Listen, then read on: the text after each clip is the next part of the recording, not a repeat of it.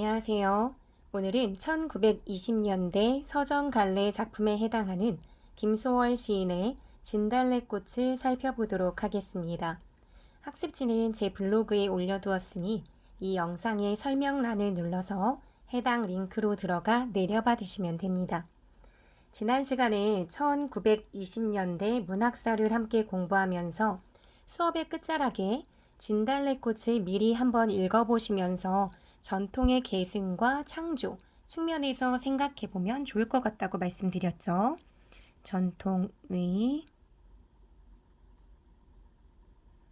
계승과 창조. 진달래꽃은 실제 문학교과서에서도 이렇게 전통의 계승과 창조, 여기에 관련된 측면에서 많이 접근하여 수록이 되어 있습니다.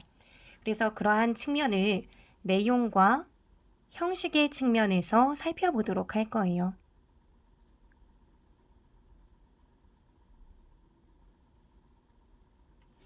당연히 시 자체의 내용도 꼼꼼하게 살펴볼 예정입니다. 그러고 나서 수능 기출문제도 다음 시간에 함께 보도록 하겠습니다. 작가 김소월에 대한 이야기나 삼음보 율격, 시로조 음수율과 관련한 좀 더 자세한 내용은 예전에 제가 만들어 놓은 영상이 있는데 그걸 참고하셔도 좋을 것 같습니다. 그러면 수업으로 들어갈게요. 진달래꽃을 전통의 계승 측면에서 언급할 때 이 형식적인 측면에서 주로 이야기하는 것이 바로 음보입니다. 음보라고 하는 것은 우리가 한 걸음, 두 걸음 걸을 때처럼 소리를 내어 읽을 때 한 번에 읽어내는 단위라고 생각하시면 될 것 같아요. 전통적인 우리의 노래들은요, 대부분 삼음보 율격을 보이고 있습니다. 삼음보 율격. 그 부분을 현대 시인 진달래꽃이 계승했다는 거예요. 우리가 전통적 노래로 가장 쉽게 떠올릴 수 있는 아리랑을 한번 볼게요. 아리랑을 보면 아리랑 아리랑 아라리요 아리랑 고개를 넘어간다. 이런 식으로 하나, 둘, 셋 삼음보를 지키고 있는 것을 알 수 있습니다. 그렇다면 진달래꽃도 그 음보를 지키고 있다는 거겠죠. 음보라는 건요, 소리를 내어 읽을 때 잘 드러나는 것이기 때문에 소리를 내어 읽어보면서 삼음보 율격에 해당이 되는지 살펴보도록 하겠습니다. 한번 볼게요. 나보기가 역겨워 가실 때에는 말없이 고이보내 드리우리다. 영변의 약산 진달래꽃 아름 따다 가실 길에 뿌리우리다. 가시는 걸음걸음 놓인 그 꽃을 사뿐히 지려밟고 가시옵소서. 나보기가 역겨워 가실 때에는 죽어도 아니 눈물 흘리우리다. 이렇게 이제 나눠볼 수 있는 거예요. 그러니까 삼음보라고 했으니까 1, 2, 3 그리고 1, 2, 3 이런 식으로 이제 나뉜다라고 생각해 보면 됩니다. 그런데 조금 비판적 사고를 하는 친구라면 여기서 질문을 하나 할 수 있어야 돼요. 보통 삼음보라고 하면 여기 아리랑 아까 봤었죠? 아리랑처럼 한 행을 기준으로 삼아서 하나, 둘, 셋, 하나, 둘, 셋, 하나, 둘, 셋, 하나, 둘, 셋 이런 식으로 해서 기준을 잡고 음보를 나누게 되는데요. 지금 진달래꽃의 경우는 어떠냐면요.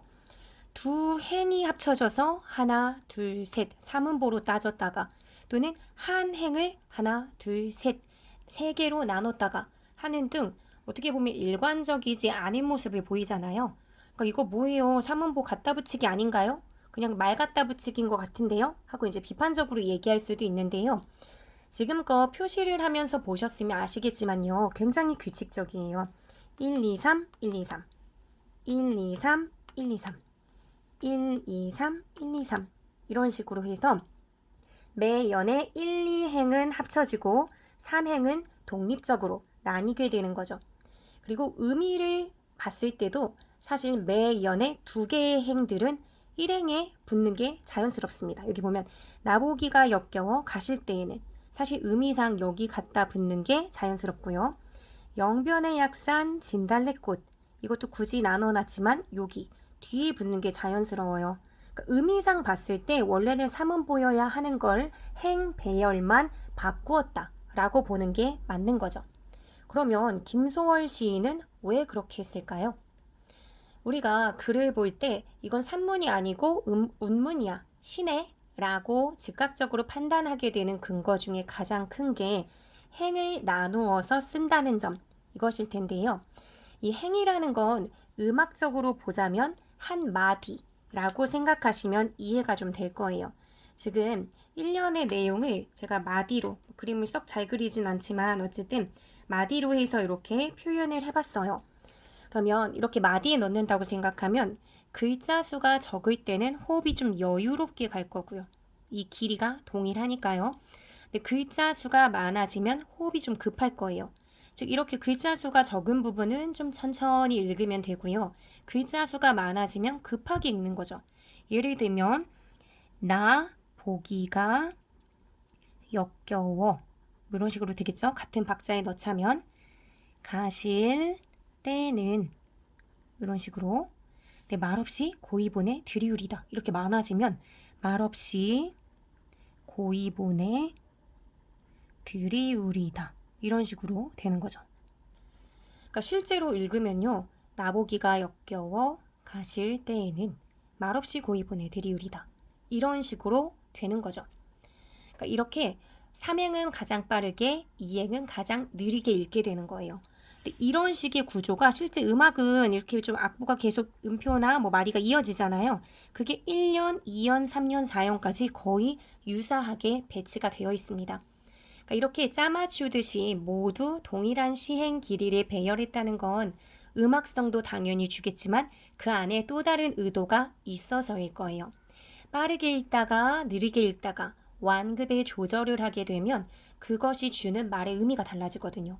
우리가 무언가를 말할 때 밋밋하게 동일한 박자로 얘기하는 것과 그리고 조금 어느 부분에선 빠르게 말했다, 어떤 부분에선 느리게 말했다가 하는 부분을 잘 갖춰서 말할 때 청자가 더 그 내용에 쏙쏙쏙 빠져들게 되는 면이 있어요. 그러니까 의도적으로 이렇게 사문보 율격을 계승하면서도 변형한 부분들이 생기는 겁니다. 근데 단순하게 그냥 변형만 했다면 우리는 거기에 어떤 가치를 부여하지는 않아요. 전통을 가치 있게 변형을 한 경우라면 우리가 그것을 창조적 계승이라고 부르죠. 가치 있게 변형한다라는 점은 그 안에 어떤 다른 의미를 잘 드러낼 수 있는 효과적인 방식의 변형이라고 생각하면 될 것 같아요. 진달래꽃이 굉장히 오랫동안 한국인이 사랑하는 명시로 늘 사랑받고 있는 그 배경엔 전통의 창조적 계승도 한 몫을 단단히 했을 겁니다. 그것을 1년에 대한 설명을 시작으로 왜 이렇게 사문보를 계승해서 쓰면서도 변형을 하게 됐을까? 이것이 갖게 되는 효과가 무엇일까? 이런 걸 함께 알아보도록 할 거예요. 사문보 율격을 쓰면서도 그것을 계승만 하는 것이 아니라 나름대로 창조적으로 변형을 했다. 창조적이라고 볼 수 있는 이유는 그것만의 독특한 가치 또는 의미 전달의 어떤 효과적인 면 이런 게 있기 때문이겠죠. 그래서 그것을 한번 확인해 보도록 하겠습니다. 집중해요. 시라는 갈래가 원래는 노래에서 비롯되었다는 거 아시죠? 그렇기 때문에 우리가 시에서 그토록 운율을 따지는 거잖아요. 그럼에도 불구하고 우리는 자꾸 시를 눈으로 봅니다. 소리를 내서 읽어야 해요. 시인이 의도한 호흡에 따라 시를 읽다 보면 시가 주는 감동이나 의미가 더 잘 와닿습니다. 방금 함께 이야기했던 호흡 길이의 조절, 한 행을 읽는 길이, 이걸 신경 쓰면서 1년을 읽어볼게요. 나 보기가 역겨워 가실 때에는 말없이 고이본에 들이우리다. 네, 나 보기가 역겨워 라고 이야기하죠. 우리가 사랑하는 사람과 헤어지게 되는 이유가 여러 가지가 있을 수 있는데요. 만약에 연인이 나와 이별을 통보하는 상황에서 왜 그래, 왜 그러는데 내가 좀 더 잘할게 하고 막 상대방한테 얘기하는데 그 상대방이 저한테 역겨워서 라고 말해버리면 더 이상 할 수 있는 말이 없어지는 거죠. 성격 때문이라면 고치면 되고 내 안 좋은 습관 때문이라면 뭐 그것도 고치면 되는데 역겹다 라고 하는 것은 진짜 내 존재 자체가 굉장히 싫어지는 그런 것을 이제 보여주는 거잖아요. 그러니까 여기서 더 이상 내가 뭔가를 할 수 있는 게 없죠. 이별의 이유 중에 최악의 이유가 아닐까 싶은데요. 그런 충격적인 이유를 언급하면서 가실 때에는 하고 얘기하고 있습니다. 지금 이별한 거 아니죠? 이별의 상황을 가정하고 있는 겁니다. 가실 때에는 이라고 했으니까 이별의 상황을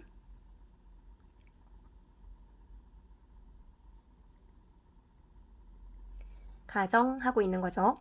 실제 벌어진 것이 아니라 상황을 가정하는 것이긴 하지만 사랑하는 사람과 헤어지는 것은 상상만으로도 마음이 무너지는 괴로운 일이기 때문에 화자는 호흡을 한번 그렇게 가실 때는 하면서 좀 이렇게 마음을 이렇게 좀 다잡기도 하고 그 상황에 대해서 스스로 이제 생각하면서 미리 생각할 때도 막 마음이 떨리는 그러면서 호흡을 한번 고르는 것 같습니다. 저 나보기가 역겨워 가실 때에는 그럼 어떡하지? 뭐 이런 고민을 하겠죠. 그러니까 마음의 갈등 뭐 이런 것도 있을 거예요. 그렇기 때문에 다른 행보다 좀 길이가 짧고 호흡이 느리다 라고 볼 수 있습니다. 그래서 이런 부분은 길이가 좀 짧고 호흡이 느리다. 느린 호흡이라고 볼 수 있겠죠. 3음보를 의도적으로 세 번째 걸 쪼개놓음으로써 상대방이 간다는 그 이별의 상황, 거기에서 느끼는 어떤 심리적인 갈등 상태나 괴로움, 고민 이런 게 효과적으로 좀 잘 드러난다라고 볼 수 있습니다. 오히려 일말의 고민도 없이 나보기가 역겨워 갈 때는 하고 이렇게 막 가정해버리면 정말 생각 없는 것 같잖아요. 진짜 이거 심각하게 받아들이고 고민하고 생각하는 것 같지가 않은 거죠. 왜냐면 이렇게 나보기가 역겹다고 선언하고 떠나는 건 상상만 해도 좀 맴짓 이런 상황이니까요. 그러니까 삼음보를 이렇게 쪼개놓음으로써 이별하게 된다고 생각만 해도 정말 괴로운 화자의 심리 상태를 잘 알 수가 있죠. 그렇게 괴로워하면서 생각합니다. 나를 떠난다고 하면 괴롭지만 그래도 보내줘야지. 이거 보내줘야겠다라고 결정을 이제 내렸어요. 결정을 했기 때문에 이제 막힘없이 주저하지 않고 이야기합니다. 말없이 고이 보내드리우리다 라고 말이죠. 그러니까 이 부분은 한 행에 다 구성함으로써 즉 앞부분과 달리 빠른 호흡으로 쭉 이야기함으로써 자신의 결심을 망설임 없이 보내주겠다 라고 하는 것을 잘 보여주죠. 우리는 뜨겁게 사랑했으니까 그럼에도 나에게 역겨움을 느끼고 간다고 하면 그건 되돌릴 수 없는 상황이니까 보내줘야죠. 그러니까 이렇게 생각을 하는 거죠. 그러니까 사실 좀 궁금할 거예요. 왜 갑자기 나는 상대방에게 역겨운 대상이 되었을까? 라는 궁금함이 좀 있겠죠. 여기 좀 잠깐 보면요. 그의 마음은 왜 변했을까? 다른 사람이 생긴 걸까? 화도 좀 나겠죠. 네가 어떻게 나한테 이럴 수 있어? 막 이런 생각. 하지만 그렇게 말을 한들 무슨 소용이겠어요. 나는 그냥 그에게 이제 역겨운 존재인데요. 그러니까 뭔가를 내가 묻거나 화내거나 하면 그 역겨움을 증폭시킬 따름이잖아요. 그러니까 사실 어쩔 수 없이 말없이 고이 보낸다고는 하지만 사실 마음속에서는 진짜 막 괴로움, 상같이 응어리진 그 고통, 물어보고 싶은 것들 이런 게 존재할 거예요. 즉 상황은 하고픈 말도 많고 굉장히 괴로운 상황이에요.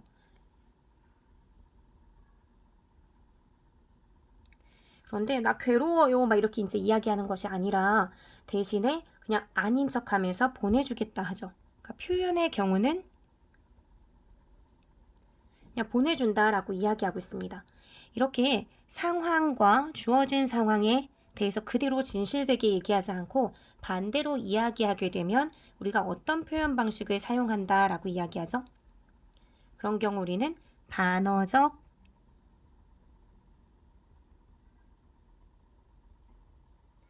표현을 사용한다라고 얘기합니다. 반어적 표현을 사용하게 되면 본래 자신이 드러내려고 하는 표현의 의도가 더 잘 드러나는 경향이 있습니다. 여기에서는 화자의 내면에 사실은 고통이 굉장히 크게 많이 자리 잡아 있는데 아닌 척하면서 억누르고 보내주고 있잖아요. 그래서 오히려 더 안타까운 마음 이런 게 조금 들죠. 우리가 만약에 어떤 뭐 친구의 부모님이 돌아가셔서 장례식장에 갔는데 그 친구의 얼굴이 몹시 상해 있고 막 까칠해요. 눈물만 그렁그렁해서 서 있는데 막 펑펑 울지도 못하고 이렇게 막 참으면서 막 있을 때 우리가 더 막 안타깝고 불쌍하잖아요. 그러니까 여기서의 화자도 그런 느낌이지 않을까라는 생각이 듭니다. 다른 대안이 없어서 보내드리지만 온갖 고뇌를 괴로움을 직격탄으로 맞은 그런 모습을 상상해 볼 수 있는 거죠. 그래서 이런 반어적 표현을 통해서 화자의 내면의 의가 너무 작죠. 내면의 괴로움 이런 게 더 크게 잘 강조되어서 드러난다라고 생각해 주시면 될 것 같습니다. 그러니까 여기서 이제 그런 화자가 굉장히 안타까운 마음을 드러내고 어쩔 수 없이 보내고 하는 그런 마음을 드러낸 게 우리 고전 문학을 배울 때 단골로 배웠던 작품 중에 비슷한 게 하나 있었어요. 뭐였는지 혹시 기억하시나요? 고려가요? 가실이죠, 가실이. 거기서도 화자가 가시는 임을 굉장히 붙잡고 싶지만 선하면 아니올시라. 뭐 괜히 나의 그 행동이 완전히 마음에 안 들어서 막 임께서 완전히 돌아서시면 오지 않을까봐 걱정을 하잖아요. 그러니까 그런 태도와도 상당히 비슷한 면이 있습니다. 가시리의 화자와 마찬가지로 이 시의 화자도 이별을 받아들이면서 어쩔 수 없는 것으로 생각하는 체념의 자세 이런 걸 보이고 있어요. 그리고 그런 부분이 전통의 계승으로 언급될 수 있는 부분이기도 하죠. 그래서 여기 잠깐 이렇게 벌려서 쓸게요. 그러니까 내용적인 측면에서 전통을 계승했다라고 볼 수 있는 부분은 이별에 순응하는 여인의 한 임께서 이별하자라고 얘기하면 그냥 그걸 받아들일 수밖에 없는 여인의 한 이런 게 이제 좀 전통적인 정서 내용을 계승했다라고 볼 수 있고요. 관련된 작품으로 볼 수 있는 게 우리가 이제 가시리라는 작품을 꼽아 볼 수 있는 거죠. 그래서 여기 1년에 이제 이렇게 해서 마무리 지어 볼 수 있을 텐데요. 1년의 내용은 이별에 대한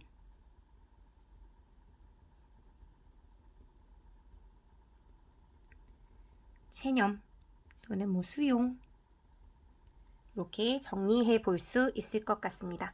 그러면 2연으로 넘어가도록 할게요.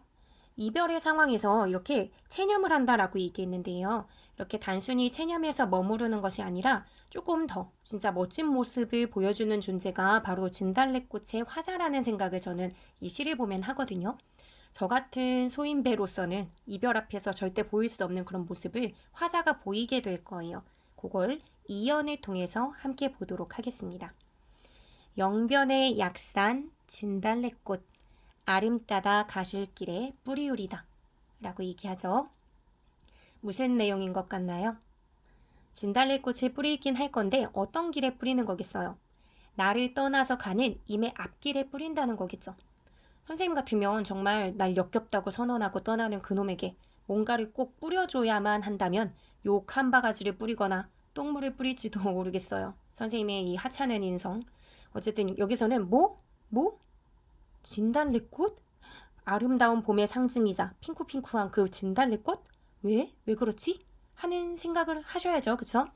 일단 이 진달래꽃은요. 시의 제목이기도 한 만큼 우리가 화자의 정서를 잘 드러내는 소재라고 생각은 일단 해주면서 그럼 이게 어떤 의미로 쓰였을까? 라고 생각하고 좀 봐주기는 해야 될 거예요. 시에 깔린 전체 내용을 집약하고 있을 가능성이 높기 때문이죠. 그래서 이 진달래꽃이 어떤 역할을 하는지 잘 생각하면서 내용을 봐주시면 좋을 것 같아요. 화자는 이별의 상황을 가정하면서 가정이긴 하지만 나를 역겹다고 하고 이미 떠난다면 그래도 쿨레하게 보내줘야지 하고 생각했습니다. 그런데 그 길에다가 진달래꽃까지 뿌려줘야겠다 하는 생각을 합니다. 그것도 영변의 약산에 있는 진달래꽃을 말이죠. 영변은 평안북도의 한 지명인데요. 이곳에 있는 약산은 진달래꽃이 엄청 곱기로 유명한 곳이에요. 즉 영변의 약산에 있는 진달래꽃을 준다는 건 가장 귀한 것,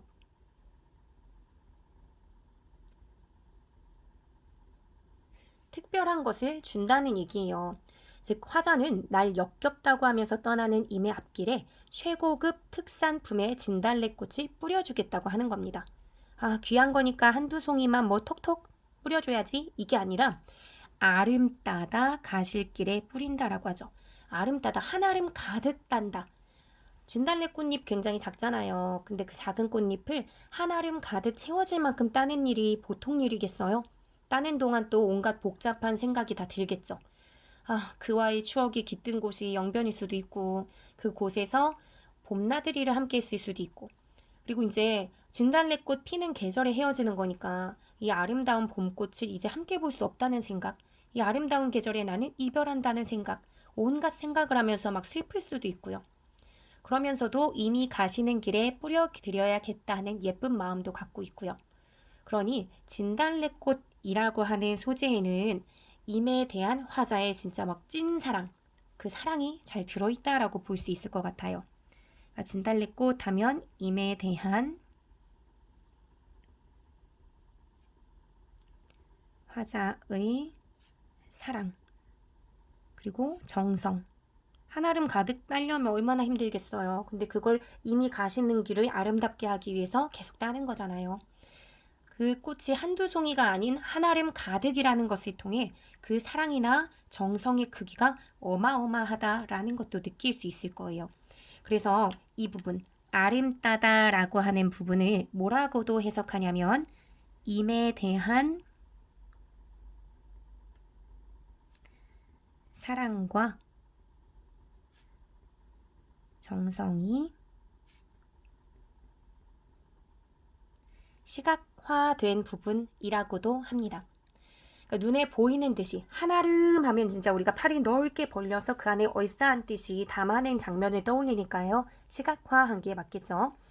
그러한 사랑과 정성이 응축된 것이니 우리는 그것을 곱씹듯이 천천히 그 아름다운 진달래꽃, 화자의 사랑이 담겨있는 진달래꽃 하고 생각하면서 한 행 가득 차지한 이 진달래꽃이 천천히 마음에 새겨보는 거죠. 그리고 자신의 사랑을 마지막으로 보여주면서 멋지게 보내주기로 화자는 결심을 했으니까 이번에도 이 마지막 부분은 망설임 없이 한 호흡으로 이야기합니다. 이 꽃을 아름따다 가실 길에 뿌리우리다 라고 하면서 말이죠. 뭐 임금님 행차도 아니고 이별을 하는 상황이니까 이미 떠나는 앞길에 꽃을 뿌리면서 같이 막 꽃이요 이미 행차시요 막 이러면서 동시에 갈 수 있는 상황은 아닐 거 아니에요. 그러니까 이미 가실 거라고 생각되는 길에 미리 가서 뿌려놓는 거겠죠. 비록 나를 떠나는 사람이긴 하지만 나에게 사랑이라는 찬란한 시간을 준 그 대상, 여전히 사랑하는 그 대상에 대한 사랑을 진달래꽃으로 표현한 것이기도 하지만 한편으로는 내가 이제는 함께 갈 수 없는 그 길에 조금이나마 내가 뿌려둔 진달래꽃으로 함께 할 수 있을 거야 라는 생각도 있겠죠. 그러니까 나는 직접 가지 못하지만 내가 진달래꽃을 뿌려놨고 그 내가 함께 가지 못하는 길 위에 진달래꽃이 임과 함께 있으니까 그래도 내가 좀 함께하는 느낌을 가질 수 있지 않을까? 그런 생각도 했을 것 같아요. 또는 진달래꽃을 보면서 떠나는 임께서 나를 그리고 나와 함께 했던 그 꽃같이 아름다운 시간을 진달래꽃을 통해서 떠올리지는 않을까 하는 그런 생각으로 뿌린 것은 아닐까라는 생각도 듭니다. 이렇게 본다면 진달래꽃이라는 것은 화자의 분신이라고도 볼 수 있겠죠. 임께서 가시는 그 길에 내가 직접 가지는 못하지만 내가 뿌려놓은 꽃이 함께 할 수 있는 거죠. 이 부분에서 하나만 좀 참고해서 적어두고 넘어갈게요. 이 부분을 가끔 전통의 계승 측면에서 산화 공덕의 모티프가 드러난다라고 얘기하기도 해요. 산화 공덕. 꽃을 뿌리면서 덕을 빌다 뭐 이런 거거든요. 그러니까 산화공덕. 요거는 신라의 향가인 도솔가에서도 이런 장면이 나왔는데요. 불교에서 부처님에게 꽃을 뿌리며 공덕을 기리는 거예요. 그러니까 이런 관점에서 봤을 때 임의 앞길에 꽃을 흩뿌리는 건 떠나는 임에 대한 축복의 정서가 드러난 것으로 볼 수 있겠죠. 꼭 뭐 산화 공덕으로 보지 않더라도요. 우리가 흔히 꽃길만 걸으세요 하는 그런 말을 하잖아요. 그 말을 하는 의도가 뭐예요? 앞날에 좋은 일만 가득하길 축복하는 말로 쓰게 되잖아요. 그렇게 봤을 때 이연 전체는 이연의 내용은 떠나는 임에 대해서 화자가 축복하는 것이라고 볼 수 있습니다. 임에 대한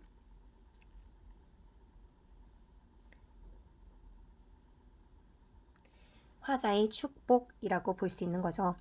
비록 날 떠나가긴 하지만 나에게 사랑으로 빛날 수 있는 시간을 준 소중한 대상이니까 그 앞길을 축복해준다는 그런 성숙한 자세를 보이는 화자의 모습을 볼 수 있습니다. 네, 그럼 3년으로 넘어갈게요.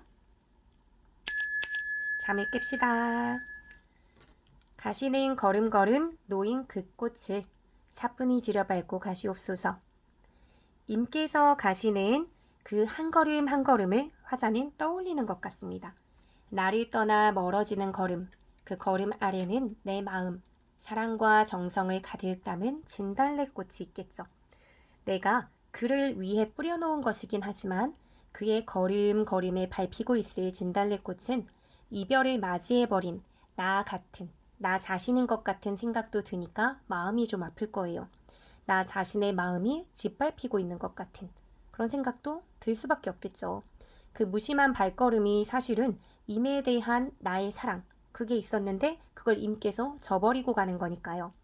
앞서서도 진달래꽃이 화자의 분신이라고 이야기했었는데 여기 말하고 있는 그 꽃, 이것도 역시 진달래꽃이죠. 이 진달래꽃도 결국은 화자의 마음에 잘 드러낸 분신이라는 생각이 듭니다.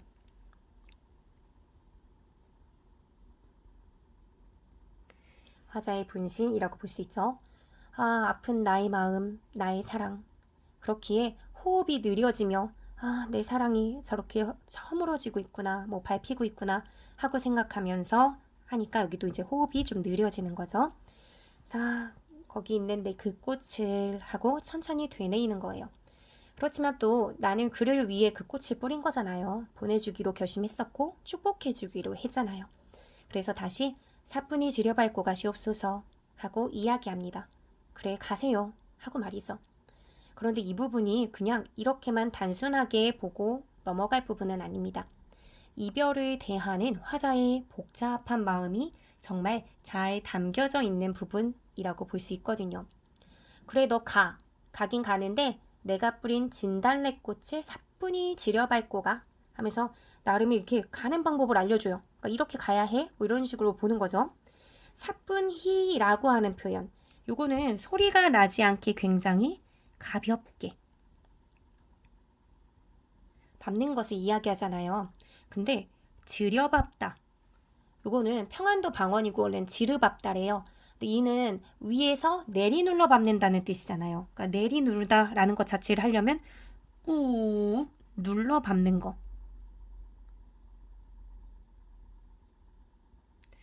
그러면 사뿐히 밟으면서 어떻게 꾹 눌러서 밟을 수 있겠어요? 말이 되나요? 가볍게 꾹 눌러라? 안 되죠. 우리가 막 조용히 소리 질러 하는 것과 거의 같죠. 이렇게 문법적으로 말이 안 되는 표현을 사용하고 있죠. 이러한 부분을 우리가 뭐라고 하죠? 역설적 표현이라고 하죠.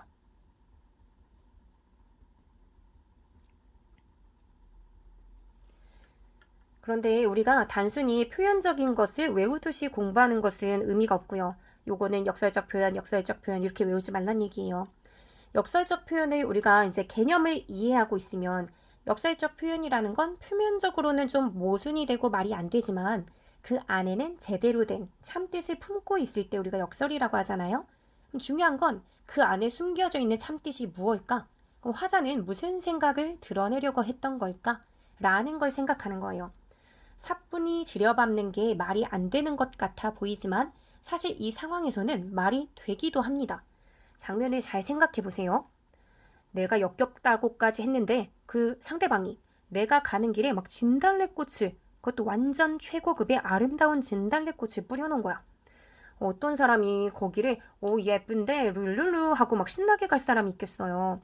최소한의 양심이 있다면 그래도 예전에 사랑했던 사람의 그 마음이 느껴질 텐데요. 그러니 조심스럽게 갈 것 같습니다. 아니면 화자의 입장에서 임께서 갈 때 좀 그냥 쿨렌하게 가지 않고 조심스럽게 마음에 약간 미련이나 미안함, 이런 주저주저함을 가지고 갔으면 좋겠다는 마음이 있어서 그런 걸 수도 있어요. 어쨌든 그러면은 이게 발이에요. 발이라고 생각해 본다면 사뿐히 한 발을 내디딜 거예요. 살짝. 그런데 사실 우리는 사뿐사뿐히 걸으려면 뭐 일정 부분 공중부양을 하지 않는 한 겉보기에는 가볍게 사뿐사뿐 걷는 것 같지만, 여기를 사뿐히 밟고 그 다음에 사뿐히 내디디려면 이 부분이죠. 오른쪽. 이 부분을 꾹 눌러서 내 몸 전체의 체중을 한 발이 감당한 채 이 발을 가볍게 내려야 돼요. 즉 여기에는 체중이 굉장히 많이 실리는 거예요. 그러면 임께서 나를 떠나는 과정에서 일말의 죄책감이나 미안함으로 진달래꽃을 상하게 하지 않고 싶어서 사뿐히 사뿐히 발을 내려놓게 되더라도 다음 발을 사뿐히 내려놓기 위해 반대편 발로는 이 아래에 있던 진달래꽃을 꾹 누르면서 들여밟으면서 걸을 수밖에 없을 거예요. 그러면 그 포들포들한 진달래꽃이 어떻게 되겠어요? 얇고 포들하니까 무참히 뭉개질 수밖에 없겠죠. 우리가 봉숭아물을 드리려고 꽃잎을 빻으면 꼭 핏물이 배어나오듯 꽃잎이 뭉개지고 원래의 색보다 더 붉어지는 것처럼요. 진달래꽃이 화자의 정성이자 정성 사랑이라고 얘기했었죠. 또는 화자의 분심이라고 생각한다면 그것이 무참히 뭉개지는 모습이 머릿속에 그려집니다. 그리고 그걸 임께서는 만약에 진달래꽃 밭에 지나서, 그러니까 진달래 뿌린 곳에 지나서 걷게 되면 어쩔 수 없이 눈으로 목격하게 되겠죠. 화자의 정성을 짓뭉개고 떠나는, 화자의 피 흘리는 듯한 아픔을 밟고 가는 그런 기분이 들지도 모르겠어요. 이것 봐, 다 이렇게 상처 입고 아프다고 하는 화자의 임에 대한 원망 같은 것도 자연스럽게 보여지게 될 것 같고요. 그래서 이 부분을 우리가 의미를 조금 더 정리를 해볼게요. 의미를 머릿속으로 잘 생각하면서 일단은 화자가 가지고 있었을 이별의 고통이나 아픔이 이렇게 쥐려밟는 과정에, 꽃이 뭉개지는 그 과정에서 떠오르게 될 거예요.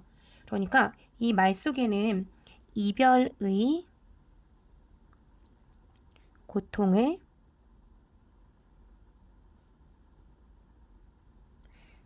임께서 알아주길 바라는 마음, 요게 있을 거고요. 또 임에 대한, 이렇게 내가 고통스러울 수 있어, 내 아름다운 사랑을 이렇게 짓밟다니 너무한 거 아니야? 그러니까 내 마음이 짓밟은 것처럼 지금 너는 꽃을 뭐 짓밟고 있어 라는 것을 느끼게끔 해줬잖아요. 그러니까 임에 대한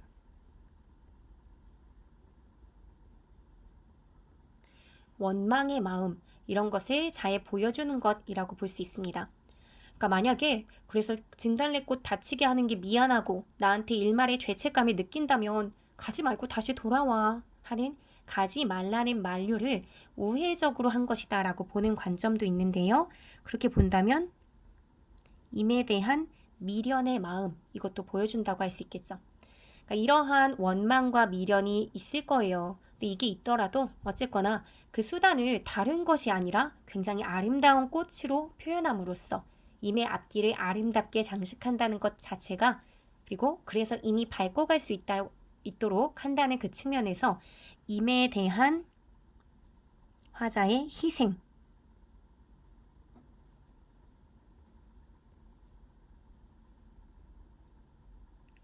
이라고도 볼 수 있습니다. 자신은 정말 임을 사랑했지만 그래서 그 사랑이 짓이겨지는 슬픈 상황이 있더라도 임의 앞날을 위해 여기서 그만하겠다 하는 모습을 보이고 있으니까요. 이렇게 본다면 이 모든 게 진달래꽃이 가진 상징적 의미로도 연결이 되겠죠. 진달래꽃 자체가 임에 대한 희생을 보여준다, 또는 임에 대한 원망이나 미련을 보여준다, 또는 이별의 어떤 고통이나 아픔이다 라고도 할 수 있을 거예요. 그러면 여러분 공부하실 때 진달래꽃은 뭐뭐뭐뭐뭐야 하고 달달달 외우시면 될까요? 그렇게 공부하지 마시고요. 전체적인 맥락에서 왜 그런 이야기가 나왔는지를 맥락을 통해서 이해하고 스스로가 납득할 수 있도록 설명해주는 방식으로 이해하세요. 그래야 이해도 더 잘 되고, 그리고 막 내신용으로 단발적으로 공부하는 게 아니라 길게 여러분의 기억, 장기 기억으로 갈 수 있도록 도와줄 거예요. 그리고 조금 재미도 느낄 수 있을 거고요. 이렇게 해서 3년의 내용의 경우는 임에 대한 화자의 희생적 사랑을 보여준다라고 볼 수 있을 거예요. 임에 대한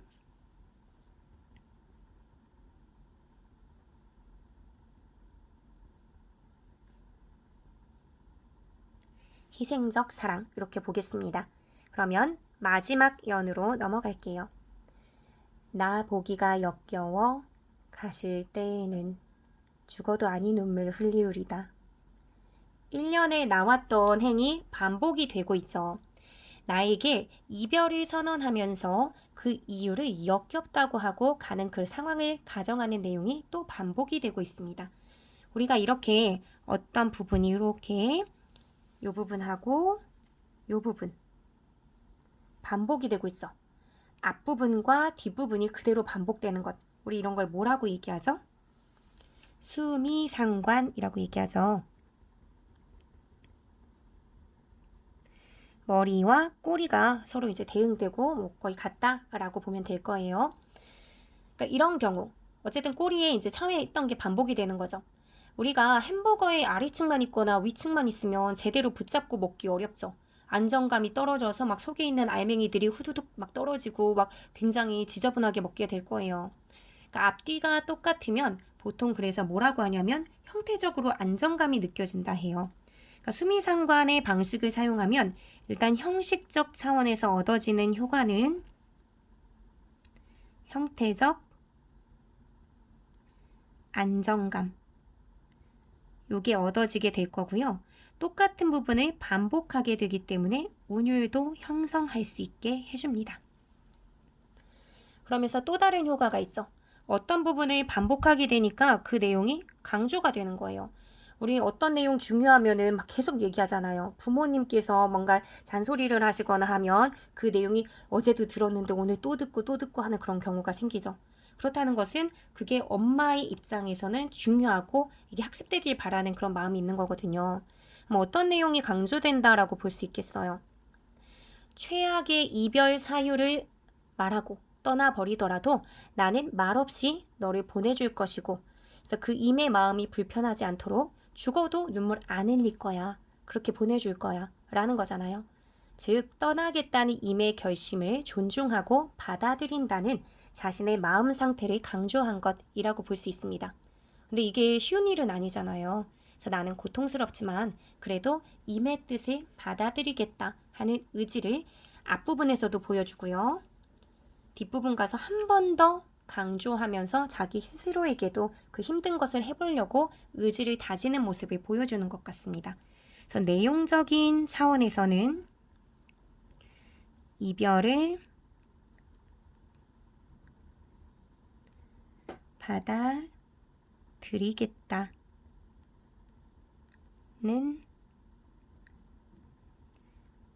의지를 강조하는 것, 이렇게 볼 수 있는 거죠.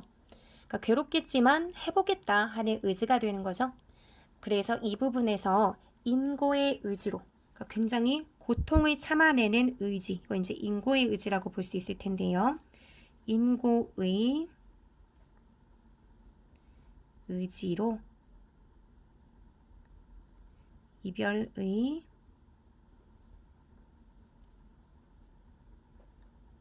슬픔을 극복하는 모습이 잘 드러납니다. 너무나 슬프지만 죽어도 눈물 흘리지 않겠다는 단호한 자세. 이걸 조금 어려운 말로 애이불비의 자세가 보인다라고도 해요. 이 마지막 부분도 잘 나오는 부분인데요. 이 부분에 드러난 정서라고 본다면 슬플 애자예요. 슬프지만 역접의 접속사죠. 불비, 슬퍼하지 않는다. 그러니까 슬픔을 드러내지 않는다 라고 하는 게 이 애이불비라는 뜻이라고 볼 수 있어요. 그러니까 굉장히 슬프지만 티내지 않는 것이라고 보는 거죠. 근데 사실은 뭐 시의 전반적인 내용을 보자면요. 화자가 임을 정말 절대적으로 사랑하는데 그가 떠났을 때 세상이 무너지는 슬픔을 느끼는 것, 이건 당연히 자연스러운 거잖아요. 그렇기 때문에 이 부분은 사실 아무리 참으려고 해도 터져 나오는 슬픔이 있을 거고, 그래서 정말 엄청 슬퍼서 눈물을 펑펑 흘릴 거라는 의미를 보여주는 거다라고 해석하는 관점이 있어요. 날 역겹다고 하고 떠나는데도 꽃을 뿌려줄 정도로 정말 정말 사랑하는 임이 나를 떠나고 있는데 눈물을 안 흘릴 수가 없잖아요. 그러니까 눈물은 참는다고 참아지는 게 아니죠. 그 떠나는 임 입장에서도 이렇게 날 사랑하는 모습을 보인 상대방이 난 울지 않을 거야 이렇게 말하는 걸 곧이곧대로 믿진 않을 거예요. 슬픔이 가득 찬 얼굴로 난 네가 떠나도 절대 안 울 거야 라고 말한다면 왠지 더 미안하고 안타깝겠죠. 그래서 이 마지막 부분은 마음속은 조금만 건드려도 막 울음이 터질 것 같은 상태. 그러니까 여기 지금 이 부분 어떤 상황으로 보자면 눈물 팡팡 흘리고 싶어. 그러니까 마음속은 굉장히 슬픈 상태인데 겉으로 계속 겉으로 표현하는 것은 안 울 거야 뭐 이러고 있잖아요. 그러니까 분명히 울 게 뻔한데도 아니라고 하면서 반대의 표현을 하고 있기 때문에 여기도 어떤 표현을 썼다라고 볼 수 있을까요? 여기에도 반어적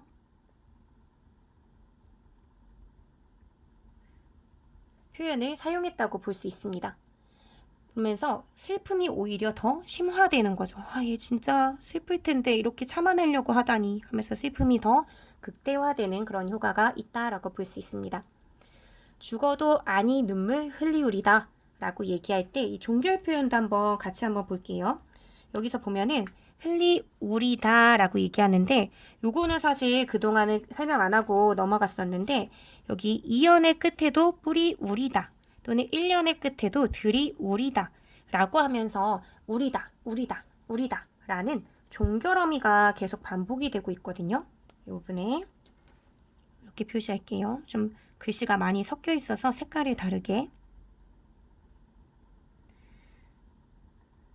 일단은 뭔가가 반복이 됐으니까 당연히 운율을 형성해 주는 게 있겠죠. 뒷부분, 다리 부분이라고 볼 수 있는 그 제일 마지막 부분이 반복이 되니까 우리가 다리 각자를 써서 가군이 느껴진다라고 하는데 선생님 지금 또 생각해 보니까 지금 막 엄청나게 슬픈데 아닌 척 하잖아요. 그러니까 전체적으로 슬픔의 정서가 있고 안 울 것 같이 얘기하지만 정말 울고 싶은 거거든요. 그러니까 이 반복되는 부분이 왠지 울이다, 울이다, 울 것이다 라고 얘기하는 그 슬픈 정서를 좀 느끼게 해준다는 생각도 갑자기 좀 드네요. 그러니까 원래는 이렇게 막 죽어도 눈물 안 흘릴 거야 막 이러면서 막 얘기하면은 진짜 우리가 안 흘릴 거라고 생각하기 좀 어렵잖아요. 진짜 슬프겠다라고 이제 생각이 들 거예요. 그래서 그런 표현을 좀 한번 생각해 볼 수 있을 것 같고요. 또 이제 좀 슬픔의 정서를 잘 드러낼 수 있도록 사용한 좀 효과적인 장치가 하나 더 있어서 그것도 말씀드리고 넘어가자면요. 여기 죽어도 아니 눈물 흘리우리다 라고 얘기했어요. 근데 요거는 원래는 죽어도 눈물 안 흘릴 거야 라고 얘기하면서 이 안이라고 하는 부정어가 여기에 들어가는 거. 그러니까 흘리우리다 앞에 들어가는 게 자연스럽잖아요. 눈물을 안 흘리다 라고 얘기해야 되니까. 근데 여기서는 도치법을 사용하고 있어요. 도치법을 왜 썼을까라고 그냥 생각을 해보자면 여기 보면 아니 눈물 흘리우리다. 원래는 그러면 눈물 안 흘리다. 이렇게 되는 게 맞는 순서인데 이렇게 되면 흘리지 않겠다라는 게 굉장히 강조가 돼요.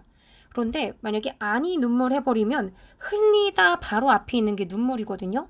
그러니까 마치 눈물을 흘릴 거야. 아니 눈물이라는 눈물을 부정하고 싶지만 결국은 눈물을 흘릴 것 같아.